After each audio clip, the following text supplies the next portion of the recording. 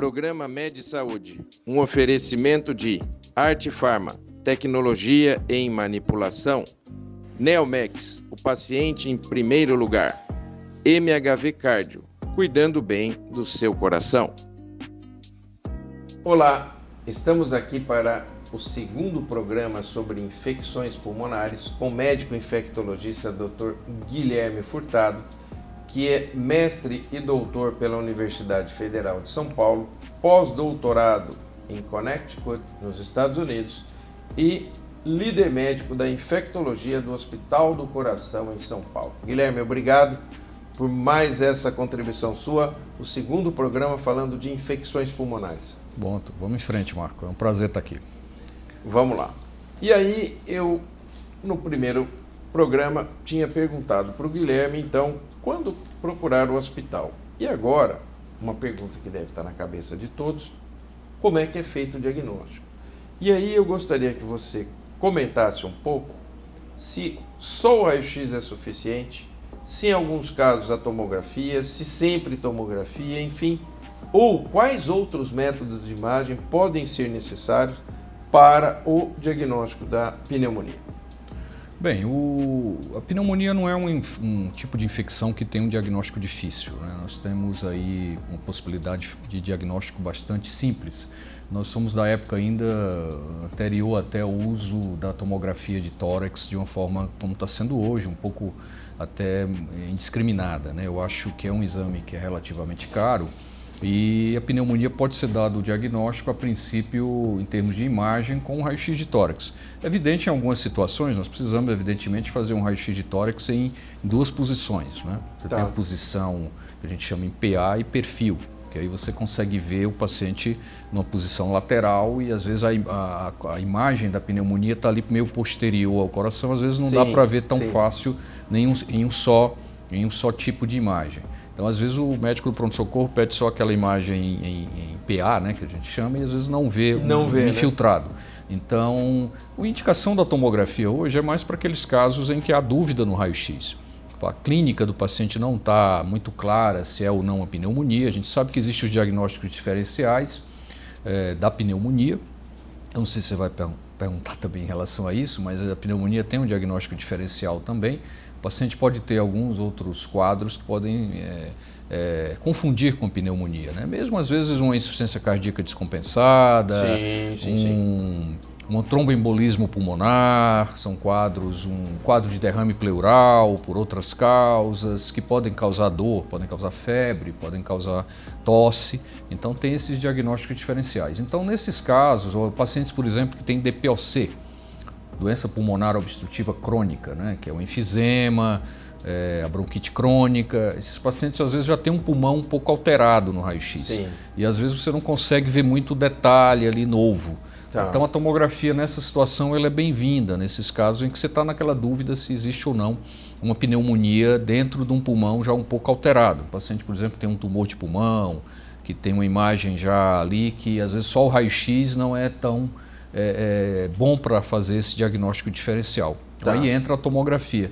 Em termos de outros métodos de imagem para pneumonia, eu não vejo muito importância de outros métodos. Eu acho que, às vezes, quando há uma dúvida em uma possibilidade de um trombo, né, de um coágulo no pulmão, você tem que fazer uma tomografia com contraste para tentar determinar se existe coágulo no pulmão.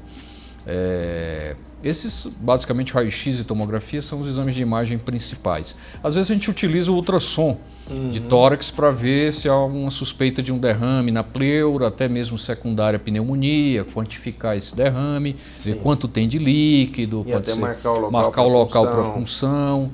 Então, o ultrassom é mais um exame secundário. Além desses exames de imagem, nós temos os exames de sangue, né? Sim, que vão corroborar e vão vir somar nesse... Exatamente. A gente vai fazer um hemograma, a gente vai fazer os marcadores inflamatórios, proteína C reativa, que é o marcador principal.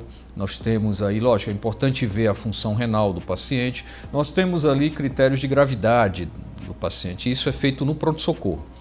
No pronto-socorro, o plantonista, o que nós chamamos de estratificação, né? Ele vai ver aquele paciente, vai olhar o que é que ele tem, idade e outras comorbidades, ele pode analisar... Fazer um score. Um score. Nós temos os scores de gravidade. E esses scores conseguem definir até se esse paciente vai ser conduzido com uma alta do pronto-socorro para casa, para tomar um antibiótico oral em casa, ou se ele vai precisar ficar internado. Nós temos 2 grandes scores que são utilizados no pronto-socorro, né? Que é o score, o CRB, né? Ou CRB, e o score chamado PSI, o Score Define, que ele usa vários itens, e aí você vai dando pontos para esses itens, e aí o médico do pronto-socorro define se esse paciente pode ser... E qual a probabilidade dele acabar não evoluindo bem, aquele doente que você interna, aquele doente que você pode tratar ambulatorialmente e tal, né? Ele dá até um critério, ele dá até a chance de mortalidade para esse paciente, olha que em coisa porcentagem, né? Então isso é feito baseado em todos esses critérios que a gente comentou, né? Idade, alguns exames de sangue, fatores, né? Doenças de base, né? As comorbidades, e aí você estratifica esse doente. Muito bem. Sabe por que eu também perguntei isso para você? Porque na época do Covid, que você como infectologista viveu de forma muito, né, importante, você via às vezes alguns raios-x que você não via nada. Você fazia tomografia, aquele negócio está tomado. Você fala, meu Deus, como pode estar com essa situação do pulmão? Você faz um raio-x, você praticamente não vê grandes alterações. Sim. O raio-x só ia manifestar muito lá na frente, e você fazia uma tomografia e já tinha muita alteração, né, Guilherme? Isso é mais frequente nas pneumonias virais, né? Que elas não têm ali um envolvimento do parênquima pulmonar tão intenso, do pulmão em si, né? Então, às vezes o raio-x não consegue contrastar tanto aquela imagem. Aí a tomografia ajuda bem. Mas nós temos aí, por exemplo, pneumonias comunitárias com um diagnóstico muito simples no raio-x, porque a imagem é bem típica daquela... Uma ausculta ali já ajuda, né? Eu esqueci de comentar o exame físico. Né? O exame físico... Né? Um ouvido treinado ali já consegue, né? Isso, você consegue... Lembrar dos nossos professores de semiologia. Semiologia, né? Você consegue ouvir com o estetoscópio e ver que ali existe um som no pulmão que sugere uma pneumonia, que sugere que existe ali uma consolidação. Que é um pulmão consolidado, que é típico da pneumonia. E aí, vamos agora, falamos do diagnóstico, falamos de tudo, e agora nós vamos ter que falar do tratamento. Então, como que nós vamos conduzir em termos de tratamento, Guilherme, as pneumonias comunitárias bacterianas e as virais? O que fazer em cada uma e quais seriam... O que é mais frequente, por quanto tempo, até para situar o nosso público de casa, como é que isso é feito? Bom, as pneumonias bacterianas exigem um tratamento com antibióticos antibacterianos, né? Então nós temos aí várias opções, né, no tratamento, tanto na forma injetável quanto na forma oral. Então a partir do momento que o paciente chega, que é analisado, ele vai tomar um antibiótico oral e ele vai para casa. Então o médico do pronto-socorro já define um antibiótico oral para esse paciente, que pode ser, tem algumas classes mais utilizadas, né?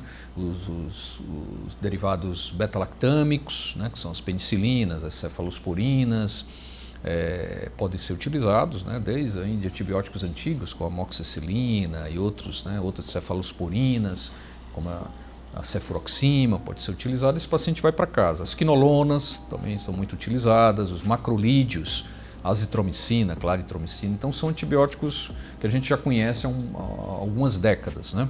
Isso não mudou muito no armamentário terapêutico, né? Na terapia. E pegam bem ainda? Pegam bem. O pneumococo ainda é bem sensível a esses antibióticos, a gente não tem muita resistência dele ainda na comunidade. Estamos falando de comunidade. Estamos falando de comunidade. Okay. Então nós temos o antibiótico oral e é evidente que se o paciente está mais grave, precisa ficar internado, aí ele vai tomar um antibiótico injetável, geralmente, ou 1 ou 2 antibióticos, pode ser feita uma combinação. E aí, se for dado um diagnóstico etiológico, né, se a gente definir a bactéria, às vezes a bactéria cresce na cultura de sangue, em algumas situações o paciente chega muito grave, a gente colhe também, além do hemograma e de outros exames mais simples, a gente colhe a hemocultura, que são as culturas do sangue, se a bactéria pode crescer no sangue também. Nós temos 2 exames também na urina, que podem ser feitos na urina para diagnóstico de pneumonia, que são os antígenos.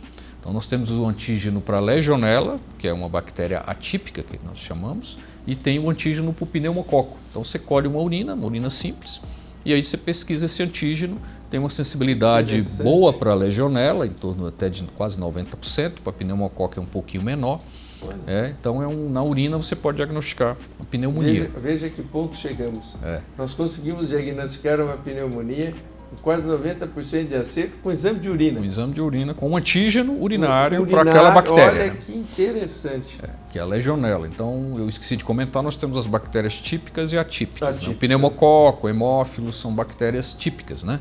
E, por exemplo, legionela, clamidófila, micoplasma são bactérias atípicas, que elas têm uma evolução um pouco mais arrastada, mas que causam... A legionela pode causar uma pneumonia grave e levar o paciente para a UTI, apesar de não ser muito frequente. Nós tivemos um ministro que foi a óbito por uma pneumonia por legionela lá no passado. Pois é, ela não é tão frequente, mas pode causar doença. Então, todo paciente grave que vai para a UTI, lembrar que a pneumonia comunitária tem, devido com o score de gravidade, pode ser um doente que precisa ir para a UTI. Sim. Então, ela leva também o paciente para a UTI. Que é boazinha, não é toda comunitária que é boazinha, né? Então, pode levar o paciente para a UTI. A gente sempre tem que pensar em bactérias até diferentes do pneumococo. O pneumococo continua sendo o mais comum, causando a pneumonia comunitária que leva à UTI. Mas você aumenta a chance de Staphylococcus aureus, legionela e bacilos gram-negativos. Estamos aqui com o Dr. Guilherme Furtado. O papo está extremamente interessante. Não saia daí, voltamos num minuto.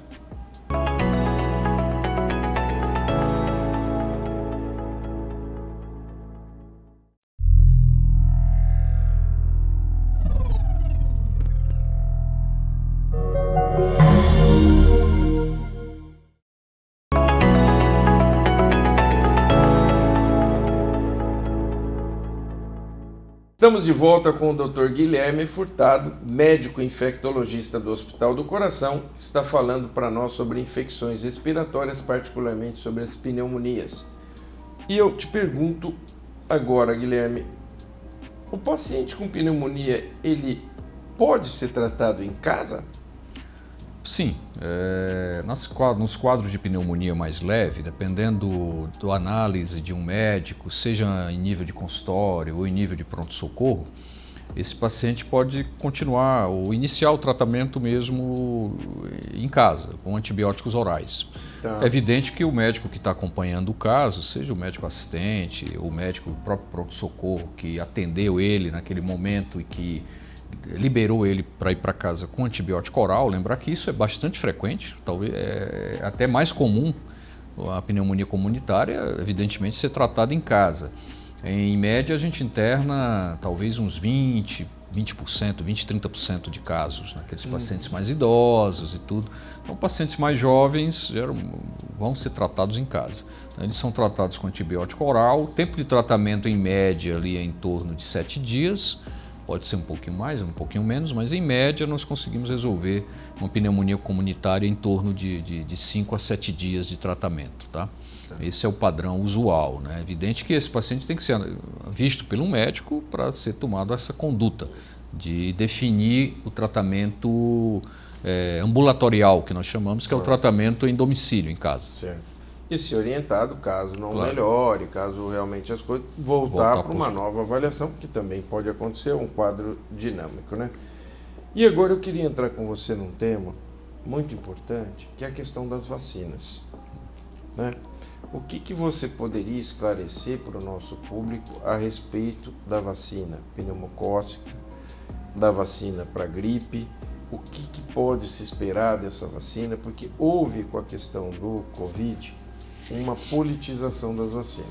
E às vezes a gente percebe que, ao propor a vacinação para alguns pacientes, eles já olham assim meio olha.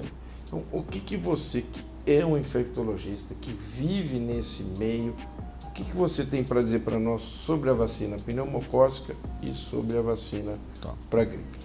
Bom, nós temos aí essas duas vacinas importantes para a prevenção de pneumonia na comunidade, né? Como a gente já está discutindo aqui no programa, vírus e bactérias são as duas causas principais. Então nós temos, para os dois principais patógenos da infecção bacteriana e viral, nós temos vacinas muito boas e eficazes. Então nós temos já há mais de uma década ou um pouco mais, nós temos uma vacina muito boa para vírus, para influenza, sim, que é a vacina da gripe, né? A vacina que é dada anualmente, está dentro do programa do governo, então é uma vacina que é uma vacina boa, uma vacina que tem uma eficácia confiável, né? Evidentemente tem uma eficácia, não é evidente uma vacina com eficácia de 100%, isso praticamente não existe, né?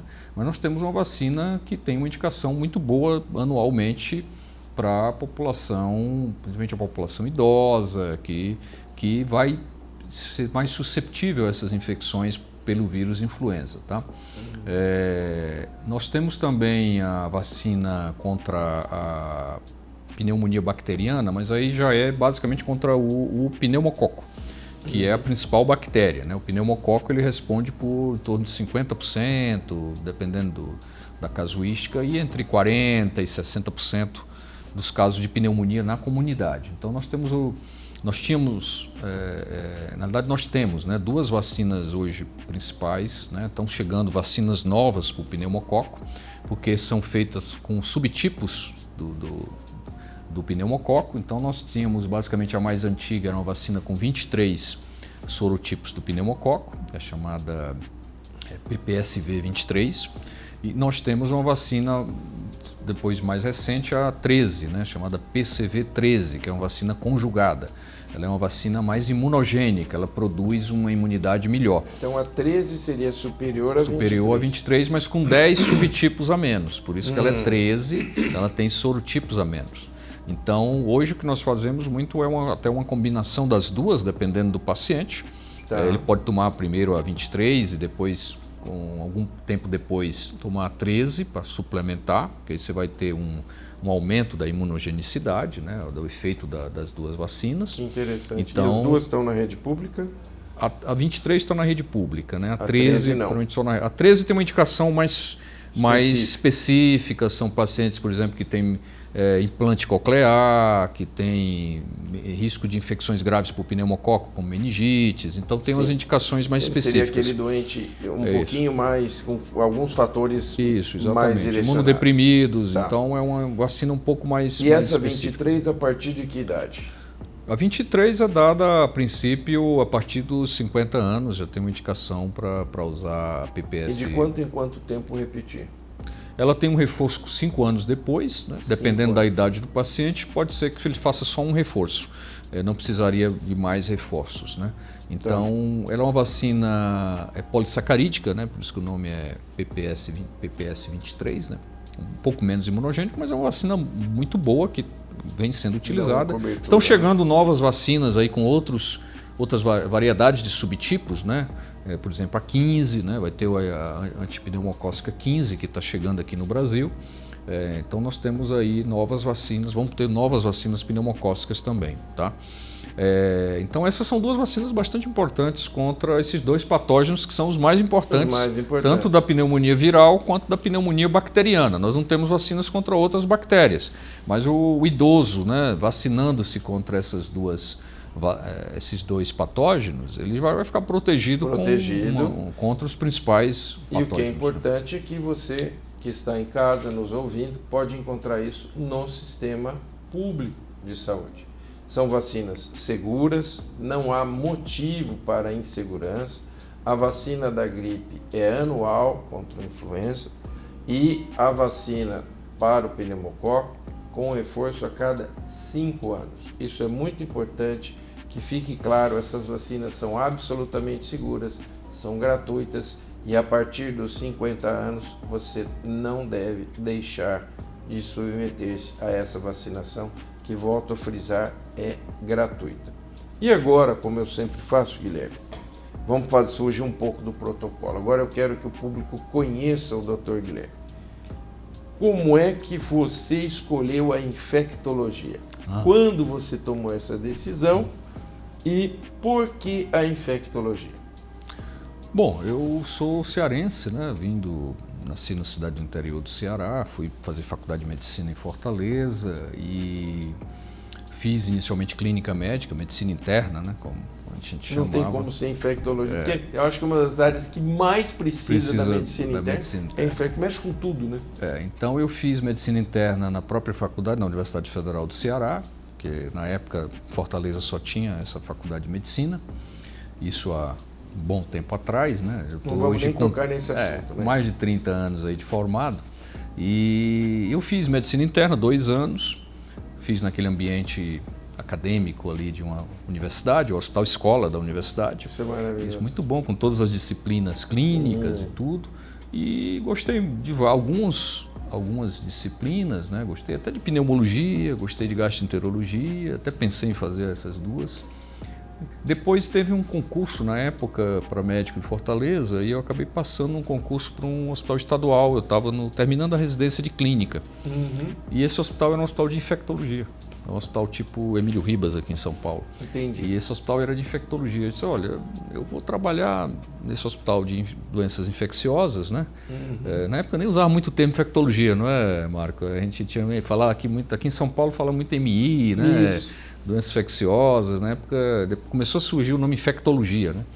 E aí eu fui trabalhar nesse hospital e demorou um pouquinho para eles chamarem. E eu disse, eu pensei bem, eu disse, olha, eu acho que eu vou fazer uma segunda residência e aí escolhi fazer doenças infecciosas, porque eu já ia trabalhar no hospital de doenças infecciosas. Tá. E comecei a residência praticamente no primeiro ano, no final do primeiro ano, a Secretaria de Saúde chamou para o concurso e eu fui admitido nesse hospital. Então eu fiquei. Você já tinha um ano de infectologia? Isso, então? Não, tinha 2 de clínica. 2 de clínica. Tá. Então eu fiquei como residente e médico do hospital ao mesmo tempo. Olha que interessante. Eu lembro que eu dava um plantão como médico, às vezes à noite, eu não podia dar plantão durante o dia por causa da residência. Sim. Então eu dava um plantão à noite como médico do hospital. E um plantão, eu tinha até que trocar os plantões com os colegas, porque batia o plantão do residente com o plantão do médico. E aí aí depois eu terminei a residência, 2 anos de infectologia. Na época, a infectologia não precisava do primeiro ano, aquele ano geral de clínica que hoje tem, né? Hoje são 3 anos de infectologia.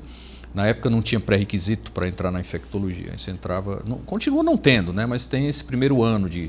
Sim. E aí são 3 anos, na época eram 2 anos só de infecto. Então foram 2 anos de clínica, 2 anos de infecto.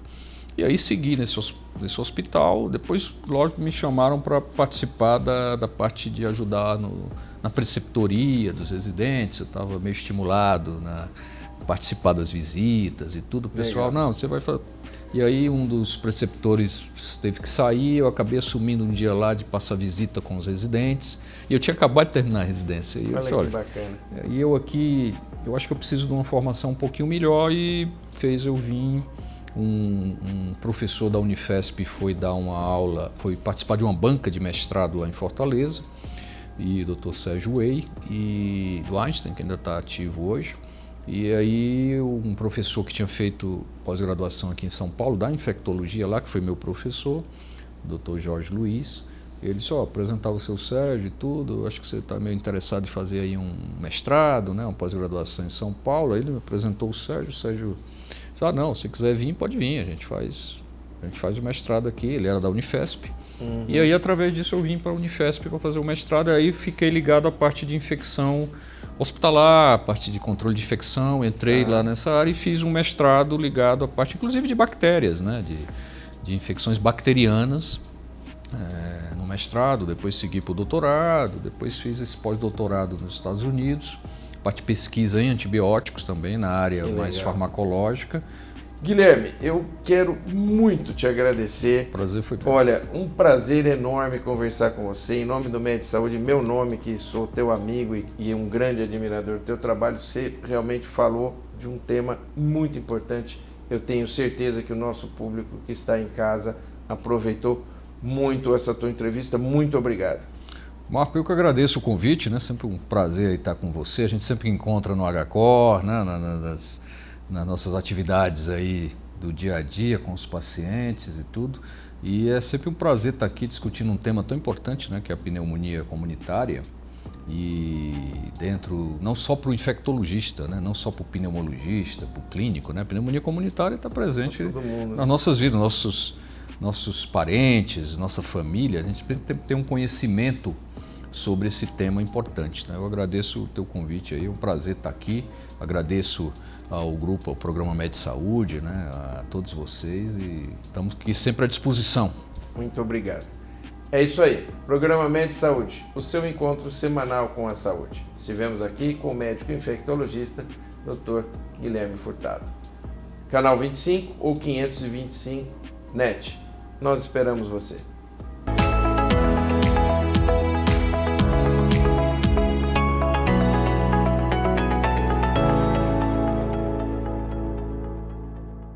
Programa Med Saúde, um oferecimento de Arte Farma, tecnologia em manipulação, Neomex, o paciente em primeiro lugar, MHV Cardio, cuidando bem do seu coração.